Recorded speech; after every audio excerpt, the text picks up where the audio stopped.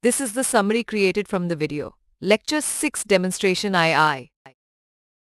Discover the world of Java Applet Programming, a powerful tool for creating interactive visual applications that run seamlessly in web browsers.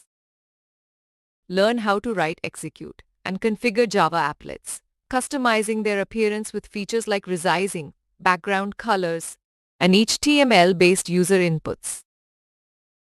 Dive into the fundamentals of Java applet development, including creating a simple applet, understanding the import packages, class extension, and the paint method.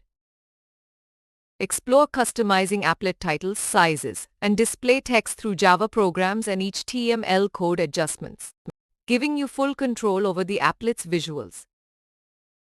Unlock the potential of the init method, which initializes applet properties like size, background color, and more, while also allowing you to pass parameters from HTML files. Witness the power of embedding HTML code directly within Java applet files, streamlining development and creating self-contained applications that run independently. Recognize the key takeaways, including customizing applet behavior through code methods, passing HTML parameters for visual and functional customization, and the potential for creating rich internet and mobile applications despite the phasing out of applets in modern browsers.